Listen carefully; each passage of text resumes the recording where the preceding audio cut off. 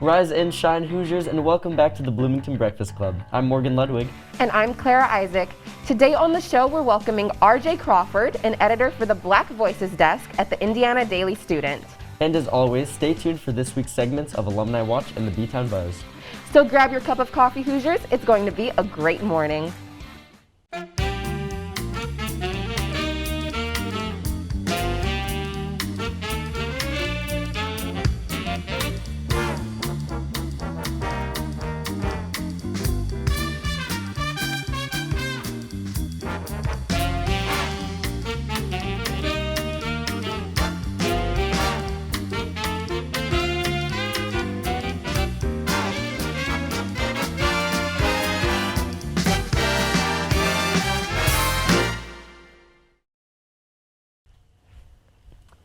It is now time for the unnecessary updates of the day, where we discuss some of the latest pop culture headlines. Joining us per usual is Grace Tempe. Welcome back, Grace. Thank you. So glad you said my last name there, too. I almost forgot it, and then I realized probably should say the last name. Well, actually, there's the lower third, so oh, yeah, everyone will exactly. know. Well, everyone follow me on Instagram, so you have my last name now. And to start with my big update, everyone's favorite celebrity couple, and by everyone's favorite, I mean someone who I didn't even know they were dating for a while, Shailene Woodley and Aaron Rodgers, have actually ended their engagement, and they're no longer together. A source told People magazine that Shailene Woodley felt that Aaron Rodgers was putting football over their relationship, which is pretty funny. I feel bad for her, like that's terrible to have to end a relationship because of that, but I like the idea that Aaron Rodgers is so dedicated to football that he does not care about hit actress, star of Divergent, Shailene Woodley. I would treat her much better, I think. So, our Divergent queen definitely deserves better. Literally. I honestly didn't even know they were dating. I think I heard something a year ago of them going hiking, Yeah. like just randomly, and that's all I've ever heard about their relationship. well, there was that thing, I guess, where he was like anti-vax and she was defending him for a little bit earlier this year. But I guess that she isn't going to do that anymore because they're no longer together. Oops. Sorry, Shailene. It's hard to kind of have a relationship with anyone after you were co-starring with Theo James in Divergent. So true. I don't blame her for ending it. I'm not gonna lie, I have no idea who Shailene Woodley is. Have you not seen Divergent? No. Have you not seen The Fault in Our Stars? Also no. So you just don't watch movies? Have you not seen? I'm a Oh film my God. major. I should be watching Have you these. not seen Felicity, An American Girl Adventure? I'm pretty sure it's her that plays Felicity. I didn't even know that was a movie. Oh my God. I could just see the disappointment in Grace's eyes. She is a Hollywood star, Morgan. I feel like you should know this. Yeah, and I feel like The Fault in Our Stars, doesn't it take place in Indiana? It does. It takes place in our city. We are all three from Indianapolis, except for Morgan's from Carmel. Hey, whoa. I feel like that was an attack. That is where we are all from. I cannot believe you didn't know that. It's basically I like that didn't know. movie Hoosiers, where like you have to watch Exactly. the If you're from movie. Indiana, The you Fault in Our have to Stars watch and The Fault in Our Hoosiers Stars. are the two Indiana movies. Yes. Interesting. The Holy Trinity is Hoosiers, The Fault in Our Stars, and Breaking Away for Indiana residents. Breaking Away. So, Breaking Away is the bicycle movie? About the Little 500? Oh, yeah. Not seen it. Dennis Quaid is in it. I've not seen it. I'm just uncultured apparently when it comes to And movies. you're a film major. my movie taste is really pretentious. We'll just leave it at that. Okay, Like Breaking Away won an someone. Oscar, so... And Dennis Quaid is in it. So... You should switch to PR. I should. Yeah, You can't be a Morgan, film I major don't I'm no know. longer allowed If to any of be a your film professors major. see this, they're gonna fail you immediately, I think. Can we let's just cut the show. We're done. We're done. We just don't keep going, please. Nobody can see we this. we can move on if yeah. you like. All right, please save me Okay. from this torment. So Kanye West and Julia Fox have ended their month-long romance, as a representative for Julia confirms that they remain good friends and collaborators, but they are no longer together. So my question for you both was it real or was it a PR stunt? PR stunt immediately. Because he is on Instagram every day begging for Kim to come back to him. I'm sorry. Yeah. If you're- He's gone crazy. He's off Yeah. the deep end, man. Yeah, like if you are that invested in getting your ex-wife back while you have a girlfriend, clearly that girlfriend means nothing to you and is set up by your producers to make it look like you are okay after your divorce. I'm sorry. So I definitely believe it's a PR stunt, but the thing that's confusing about it is like who benefited from it? Like who got the PR? Exactly. Because I mean, if Kanye was trying to get Kim back, then I mean, I don't think that worked. wouldn't really help. I guess maybe Julia became more well known. Definitely, from no. it. Dare I say, I didn't really know who she was before this, so definitely it worked on me. I mean, she called herself a #1 hustler. She did. She called herself a muse as well. So good for her, I guess. Did you guys see the Instagram post that Kanye made where he photoshopped the Civil War trailer poster with his face and Pete Davidson's face? Oh, Kanye. That's when I realized that. Well, as we all know, we on the show are big Pete Davidson fans. Yeah, that's true. We love Pete. We love Pete. We love Kim also. So I gotta say, I know whose side I'm on. I'm sorry, Kanye, but that's just me. That's just me. We won't get political here. All right, so for my update, you guys are gonna have to bear with me for a second because it's not gonna sound like an entertainment update until I get to the punchline part of the line. Okay. So just bear with me here, all right? So on Wednesday, in an Alabama state courthouse, a call was placed about 2 suspicious packages left on the steps. All right, so that's the bear with me part. Here comes the actual part. Ready? So when law enforcement arrived, however, the suspicious packages turned out to be someone's Taco Bell order. Oh my God. And the best part is they evacuated the entire building. They had like the whole SWAT bomb squad like set up a perimeter around this courthouse and like with the full like suits and everything, and they like inched their way in, only to find out that it's Taco Bell. Oh my God. And a quote from law enforcement says that they found an assortment of regular and Doritos Locos tacos and 4 beefy 4-layer burritos. I guess it's kind of like a special treat, dare I say, to go through all that and then at the end you get a taco. Yeah. I'd be happy if I was law enforcement. I would be a little upset if I got called to a potential threat, put on my whole suit, and then, the stresses are rising, and then it's just Taco Bell. But then, like, you don't have to actually defuse a bomb. Like, it's kind of, like, That's fun. true. You, Gray like, get to eat a area. Doritos Locos taco. Can I make a joke? You can. Never have to ask for permission to make a joke. So, like, they brought, like, the bomb squad for, like, They the did. Baja Blast.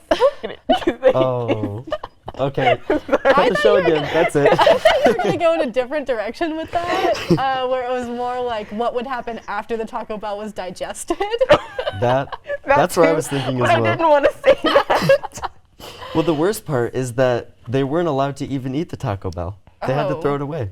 Why? Well, because they were still like worried that, I don't know, maybe there's something suspicious about it. So they just threw it in a dumpster. I around the love courthouse. Taco Bell. Should we assign our Taco Bell orders? That's an opinion. Oh. And Oh, you guys aren't Taco Bell fans? well, if I No. do, Oh. I can't believe I'm going to, like, admit this publicly. But if I do go to Taco Bell, I'm more of a Crunchwrap Supreme kind of girl. Okay, that's fair. great. It's a classic. I like to get a Doritos Locos taco and a bean burrito, which going back to the after digestive thing, You're going to need the bomb squad after that. I'm so sorry to say this on TV. Okay, Morgan, what's your Taco Bell order? Well, I've only been to Taco Bell twice. Both times were at like 3 in the morning.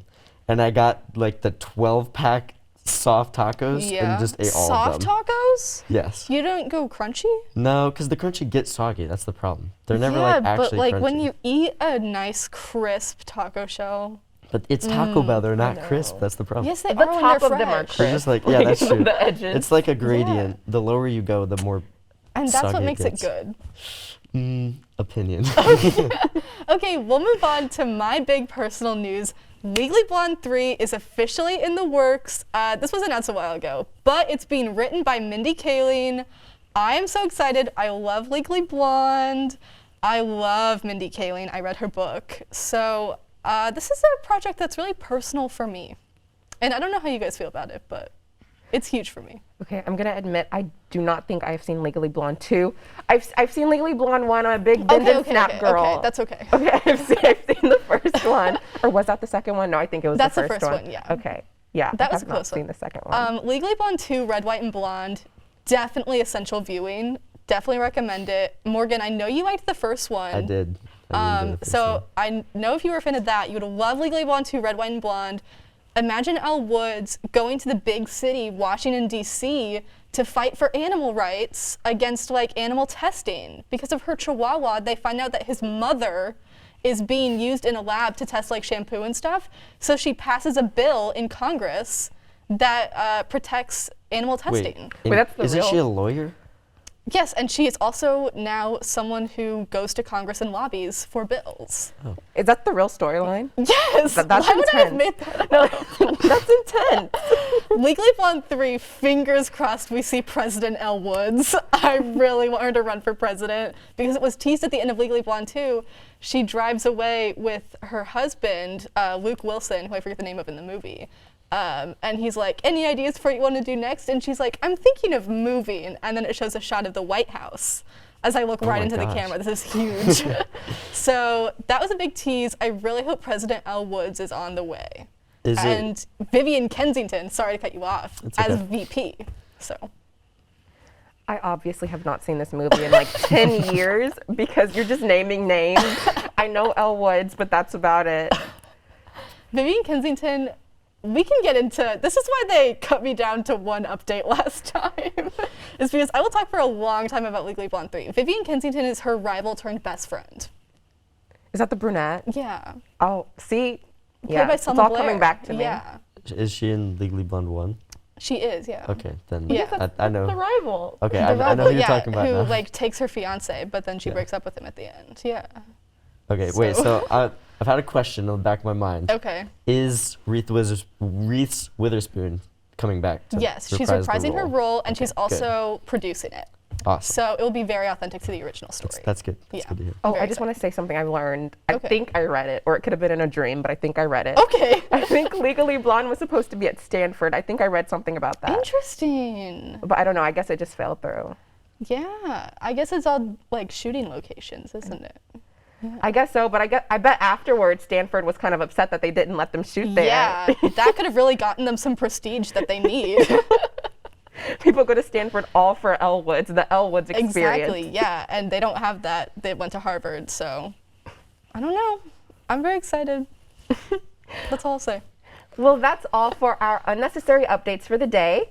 Grace, thanks for enlightening us with your updates. Of course, anytime. And now we're going to toss it back over to TBPC correspondent Nadia Sharf for this week's Alumni Watch. Nadia? Thanks, Clara and Morgan. Today, we'll be honoring the legacy of former IU alum Richard Hatcher. Hatcher, a native of Michigan City, Indiana, graduated from IU in 1956 with a bachelor's degree in business and government with honors in criminal law. He went on to earn a Juris Doctor degree from the Valparaiso University School of Law in 1959. Hatcher practiced law and served on the Gary, Indiana City Council until 1967, when he was elected mayor of Gary after a tense election. Hatcher became one of the first 2 black mayors to ever lead a city of over 100,000 residents. As mayor, Hatcher became known as a civil rights spokesman, delivering speeches alongside Martin Luther King Jr. and Robert Kennedy, among others. Hatcher also worked to eliminate corruption in the police department, built affordable public housing, and funded job training and rehabilitation efforts in poorer communities. He was in office from 1968 to 1988, 5 terms and 20 years. After leaving office, Hatcher founded his own consulting firm and worked as a fellow at Harvard University. He also served as an adjunct professor in minority studies at IU Northwest, where he worked until his passing in December 2019. He's survived by his wife and daughters, one of whom is a current member of the Indiana House of Representatives. And that's all for this week's Alumni Watch. Back to you, Claire and Morgan. Thanks, Nadia. We are now joined by RJ Crawford, an editor on the Black Voices desk from the Indiana Daily Student. Thank you so much for being here, RJ. Yeah, thank you guys for giving me this opportunity to come talk about Black Voices. So to start off, can you tell us a little bit about the Black Voices desk and what your job is? Yeah, so basically Black Voices is a platform made to encourage and empower the voices of diverse students here at IU. My job basically is to edit the various pieces that we get in from our writers and just make sure that they're sufficient and they tell a really meaty story. So what was it that got you involved in the desk? Yeah, so basically I was in journalism. I knew the producer of Black Voices originally, Jacqueline Ferguson, and she started it up in 2020. She reached out to me and a couple of other people and just wanted us to know that, hey, we're starting this thing. We really want it to take off. We need some really strong writers, and I want you to be a part of it. And so basically it just went from there. So how long have you been an editor for this desk, and what are your typical day-to-day responsibilities? Yeah, so I've been an editor since fall of 2021, and it's been a really great experience. So my day-to-day kind of looks like I wake up in the morning, I guess, do my daily routine, and then we have a desk meeting, budget meeting is what it's called, at 11:20 with all of the other desks within the IDS. And we just go over content for the day, make sure that visuals and things are ready to go. I contact my writers every now and then and just kind of get updates on the pieces. We go through a fact check, we read through, I edit the pieces, send it over to management. They send it back to us, redo edits, and then we upload it, and it goes from there. Sounds like you're booked and busy. Yeah, it's quite a very day. much so, yeah. We have a pretty, I want to say, it's not really large, but it's like a medium staff. So it's a lot of pieces that we get in. So it's not really a lot to handle, but it's worth it. Definitely. So what are some types of stories that the Black Voices desk features? Yeah, so we try to focus a lot on the Black community and just the things that are going on within it.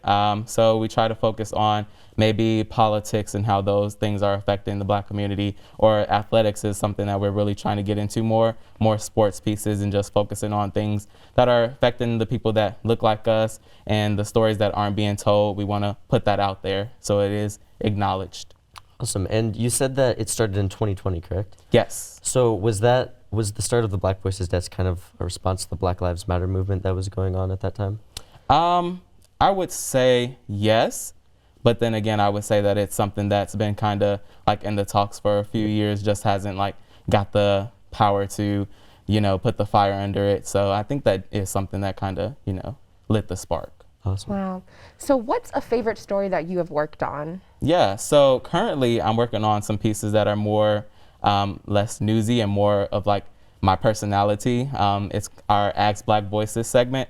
And so basically that's a column that I get to write about different topics that we ask our audience to ask us questions. And I just go through, pick out which one I feel like would give me the best time to kind of put my own spill into things and kind of give people a look at who I am behind Black Voices. Because, you never really see who like the editors are behind the pieces. So yeah, IDS Black Voices is just the time for me to connect with readers and let them know like, hey, I'm a person too, I'm not just the editor, I have fun as well.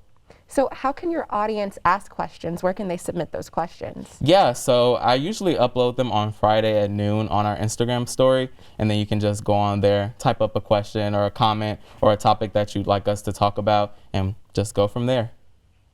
And where can students find these stories? Are they part of the IDS or? Yeah, so on the IDS website, there's a tab where you can click on it, and then it'll let down a drop-down menu of all the different desks, and then Black Voices will be right on there. Click on us, and then you can just scroll through and see all the content that we have. Awesome. Is that the same place where students can put questions as well? No, so that's on the website version. Our Instagram, IDS_Black Voices, is where you can go to submit questions and even DM us and let us know if you're interested in writing or things like that. Awesome. So how can Black students, or just students in general, get involved with IDS Black Voices? Yeah, so you can, like I was saying, you can DM the IDS Black Voices Instagram page. That's probably like the best way to contact us.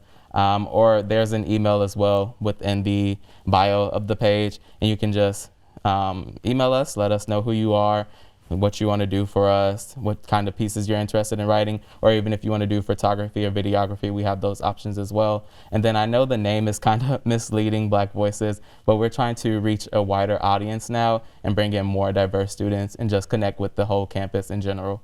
Wow, that's great. Awesome. Well, RJ, thank you so much for coming out today and talking to us about the Black Voices desk. If you want to plug the Instagram to the audience so that they know how to connect with you guys, Yeah, feel free, so for sure. It'll be at IDS_Black Voices on Instagram and Twitter. Yeah, I hope I got that right. Well, thank you so much again for coming out. Thank you so much for Appreciate speaking it. to us. Yes, And, thank you guys. We'll be right back after the quick break. Welcome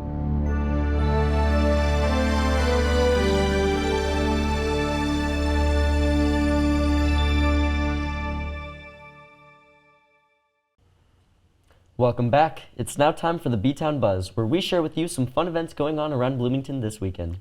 This Friday, comedian Joyelle Nicole Johnson will be making her Comedy Attic debut. Showtimes are at 7 and 9 p.m., and tickets range from $13 to $16. Also on Friday, the Lotus Education and Arts Foundation will be hosting a coloring workshop featuring art from the Aboriginal people of Australia. Pick from a variety of designs and learn about the history, culture, and visual storytelling of Australia's Indigenous people. The event is completely free, and you can register online at the Foundation's website. On Saturday, the Korea Remixed K-pop Conference will be held right here on campus in Maxwell Hall. The conference will feature panels with IU experts, students, and visiting scholars, offering you the chance to explore the cultural significance of South Korea's signature music. And finally on Sunday, spoil your pets with new toys and treats from local vendors at the Pet Expo at Switchyard Park from 10 a.m. to 2 p.m. Local experts will also be there to answer any questions you may have about taking care of your pets. And that's our show for the week. Thank you so much for tuning in. We are always looking to feature more local students, businesses, and organizations on the show. So if that sounds like something you'd be interested in, please contact our producer Lily at lshareb@iu.edu. And don't forget to follow us on Instagram at BTown Bfest Club. For IUS TV, this has been Morgan Ludwig. And Clara Isaac. Have a great week, Hoosiers.